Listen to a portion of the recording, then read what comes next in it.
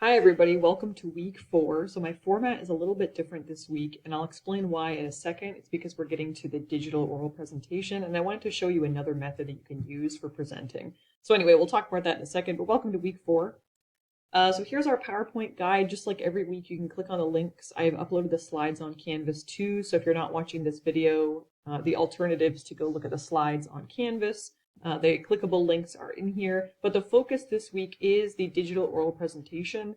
I want to talk to you about how to create one and then show you some sample slides that I usually use when I teach in person. They're about flat earth theory. And then I have a sample presentation that is fully digital. It's a recorded video that a student submitted for a previous 227 class. So let's do a quick overview of the presentation. So it's worth 50 points. It's 5 to 6 minutes long in terms of a recording. So kind of like what I'm doing now, it can be 5 to 6 minutes long in this format, or just make sure you have about 5 to 6 minutes worth of audio clips if you choose to do it that way. It is due during week 4, which is this week. It is due on July 17th for the initial post, and then you're doing 2 peer evaluations of 2 classmates' presentations, and those are due by Friday the 19th. The presentation should cover the topics from your content proposal. So your topic proposal, that was back from week 2. You were letting me know what sort of things did you want to research for the rest of this term? Why is it important? What sort of background info have you found? What research have you done so far? And that was for week 3 when we talked about the annotated bib and the progress report, and then what your personal connection is. And the focus of this research for this class, of course, is we're comparing new versus old methods of doing something, solving a problem, essentially. So you want to definitely talk about that in your presentation too. You have to have a visual component, so it can't just be a video of you speaking. It has to have some sort of visual in the background, some slides or images, graphs, charts. Slides work the best in my experience, and it is going to be submitted on Canvas using the discussion board, and I will show you that in just a minute. So the proposal versus the presentation, just a little bit more info. The proposal was written to me. That's justifying your research plans. Your progress report was also written to me to let me know what sort of research you've done so far. But the presentation audience, it's opening it up a little bit wider because it's not just me who's going to be viewing the video. It is going to be some other people in the entire class. So that's why this one you can kind of think of as a pitch. You're explaining what you're researching, why it's important, and then explaining what research you've done so far. So a lot of the content in the presentation is going to be really similar to what you put in the proposal. Here are my suggestions for how to create a digital presentation. So there are a few methods. Adding voice clips is what I do for slides on a normal week. So I'll have a little voice box, right, that you click on, and you can listen to my commentary on certain slides. For the presentation, if you choose to do voice clips, you'll want to make sure that's on every slide. Or you can use screen recording. So I'm using software called ScreenPal, and this is the one I really recommend because it's totally free, really easy to use, and it's just a quick download. So I definitely recommend it, and I have a link for ScreenPal on the prompt for the presentation for this week, which I'm about to pull up. So here is that prompt for the oral presentation. It's in memo format, like I've had all of our prompts be this term so far. You'll notice it's worth 50 points. There are the due dates, the 17th and the 19th for your initial post, and then your commentary for 2 people's posts, your comments. So I want you to read the prompt on your own more in depth. I have a lot of information on here, but I wanted to go through some things pretty quickly for what sort of slides should you have in your presentation. A title slide, an overview of your topic. Why did you want to research it? Give us your personal connection. What are your goals of the research? What sort of background or historical information have you researched so far? Context for the before or previous or ongoing approach.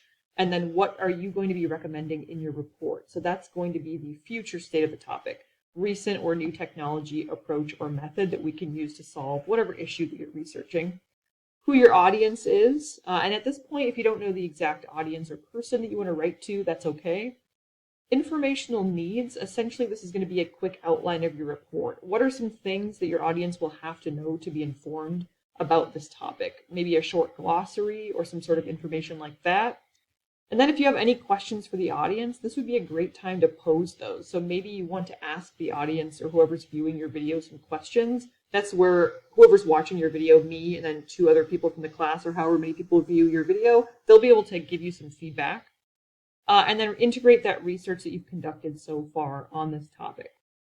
So I'm going to scroll down to how to create a digital presentation. So like I said, you have to have a visual and an audio component for this one. And visuals, I recommend using ScreenPal, which is this, to do your recording, but also putting slides on Google Slides, PowerPoint, Prezi, Canva, whatever you want to use to have something on the screen that we can follow along with while we're listening to your commentary. You can add audio clips like I normally do, and I have some links down here for how to add audio clips in PowerPoint and how to add audio clips in Google Slides. And then I have that link here to ScreenPal, which is that software I'm using right now for screen recording. It's a great one to use. If you're comfortable showing your face, you can, like I'm doing now, or you can just do audio if you don't want to show your face. Totally fine. The other things on this prompt that are important are some evaluation and grading criteria. So what am I looking for when I'm grading? The full rubric is on Canvas, but have you adapted the written technical proposal and any current research to a well-made presentation? Is it clear in ABC format? Are the visuals effective? And then did you demonstrate effective digital delivery by including audio files or an accompanying video of yourself speaking? So just think about all those things as you're creating your video for week 4. Now we're back to the slides for this week, and I just wanted to go through the rest pretty quickly with you because I know this video is getting a little long. But the quick recap for ABC format is that we have an abstract body and a conclusion of technical writing. For a presentation, here's how you can think of ABC format. So the beginning of the presentation is when you're grabbing our attention, you're giving your clear purpose and your purpose statement for what is the goal of this presentation or research, and you're giving us an outline of your main points or the content of the presentation, and I have some examples on here. The body of the presentation, we just went over these, but this is where, what are the slides that you're creating? What are they going to feature? It's this information on these bullet points. They are listed on the prompt as well.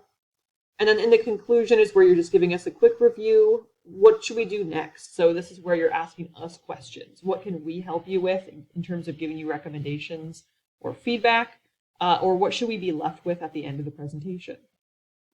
So some other things, make sure you have a references slide at the end. You have visuals integrated. It's not just text on some slides, but you have some visual elements too. You have title slide at the very beginning. It has your name, the title of your presentation, the date, and you're giving citations aloud. So I have a video on here. It's for how to give helpful verbal citations in a speech or some sort of digital recording like we're doing here. What I mean with that is you're giving a verbal signal phrase. So you want to give us that source information out loud while you're presenting. So a signal phrase can be as simple as saying, according to authors 1 and 2, blah, blah, blah, in 2020, they wrote or they conducted a study on blank, and here's what that information has shown me from my research. In a study conducted by blank in this date, they argue that ... So you're just giving us that sort of information verbally. Not just on the slides, but both. So in speech, signal phrases are verbal alternatives to using parenthetical citations since you are citing aloud. So that's what I want you to try to practice in your presentation.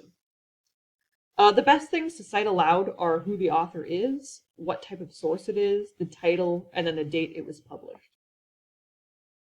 I have some recommendations from the textbook that I use in my in-person technical writing class. They recommend keeping it simple. Don't use a ton of words on your slides when you can, so bullet points are normally best. Consider careful color choices, and then give the audience enough time to digest and view before moving on, and then just be prepared as you go along.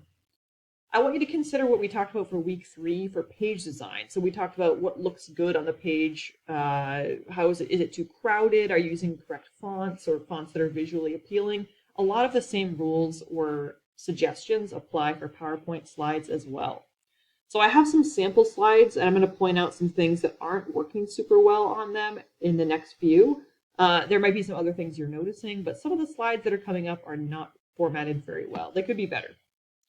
So here we go. This is what I normally do in my in-person class, so I'm not going to give you the presentation, but here's the title slide that I normally use, and it says why the Earth really is flat and you've been lied to all along. The colors really clash here, in my opinion. So we've got like this bright orangish red on this greenish color in the background, and then there is a missing citation here too, so I purposely left out a citation. You want to make sure you're putting those in and double checking that you have all of your information as you go. This slide, however, is a good example of using a visual effectively. So you're showing us, here is a picture of what this concept is, and then you have a citation right next to it in parentheses. So use visuals. They can take up a majority of the slide if you need to. So I think that's a good use of slides is visual data or visual information. This one's, of course, a concept image that you're showing us to explain what flat Earth theory is. And then we have the next slide. So you want to give us some historical background, but this is what I would call this is really tiny text, and it's a lot of text. It's like a short paragraph that I copy and pasted from Wikipedia, which you will not do. But you don't want to do that. But it's what I call the wall of text. It's a lot of text. There's a lot of white space not being used, which can be okay. But the formatting is not great here. And here's another one. So you don't need any fancy slide transitions like pinwheeling and things like that either. But this is definitely a wall of text. So you're asking, what happens here is you're asking your audience to read this while you're talking, but doing those things simultaneously, it normally doesn't happen. So you want to have some bullet points rather than just a big paragraph of information. Some other things, make sure you're explaining your visuals well and your visuals are relevant to the content. And make sure you're using credible sources. So I usually, for this one, when I give this presentation in person, I use a lot of celebrity tweets as sources. You definitely don't want to do that. Here's some more examples of visual data. So if you go through and you find visuals that you've done in your research so far about your topic, you can put those on the slides. And as long as you're explaining them well, I think it is a great idea to be using visuals in this way. Here's another example of visual data, but again, when I give this presentation in person, my students notice that I've crossed out the words conspiracy as I'm explaining this visual. And here's another one I show for a primary source. The thing here is you don't want to have your audience do all the work, and in this one I normally just say, oh yeah, I'll give you some time to read this. Take about 30 seconds, but it's hard to decipher because it's in handwriting that's not super neat. And even I can't decipher this whole thing. So you want to make sure you're not letting your audience do all the work. Give that sort of verbal information yourself. Do that work for them. And then finally, here's another example of just be truthful about the sources you're finding. This one I've labeled a photograph from space. Obviously, that's not true. This is just concept art. But again, it's a good example of if you want to be giving us some verbal stuff in the background while we're looking at this image, that could be a good idea to help explain difficult concepts or important concepts to whatever topic you're researching. At the very end of your presentation is where you can invite, we're not really going to have as much of a discussion, but you can ask questions because we do have a discussion board that you're going to be creating with this presentation. And asking if someone agrees with you is not necessarily the point. That's why this one's not a great example of a discussion slide. But asking the audience, do you have any questions for me? Can you give me suggestions for directions for my research? Any ideas who I should write to? Asking those sort of questions can be a lot more helpful. We're not going to watch this one together in this video recording, but you're welcome to watch this sample recording from a previous 227 class. It is a fairly good one, but there are some suggestions I have for it in terms of it needs more source information on the slides to accompany the verbal citing. And the slides don't have a lot of visuals. It's a lot of just quick, short bullet points, which can work. But I think showing us some visual data and having more source information could really help improve the presentation. So here's the last slide for this week. Just a quick recap is that the focus of week 4 is the presentation itself, and then you're replying to 2 of your classmates' presentations. You can email me with any questions. Please watch the samples, and I'm going to show you Canvas before I end this quick video. All right, so the last thing I'll show you for this video is this is the discussion board post where you're going to post your presentation and reply to 2 of your classmates by the due date. So you're going to post it here. It has to be a YouTube link or an MP4 file that we can open. Either of those is fine if you do a video format, or you can just post the slides with your audio pieces in there. As long as we have access to listen to the audio, that would be fine also. After you post, just check out 2 other presentations that have been posted, respond to 2 of them, and then your responses are worth 10 points each for homework points. Here are some suggestions at the bottom in bullet points here for what sort of feedback you want that I'm looking for you to leave on 2 of the other presentations. So consider how well they use visuals, what did you learn, and then do you have any questions yourself? So that's it for week 4. Please email me or contact me in some way if you have any questions about what we're doing this week.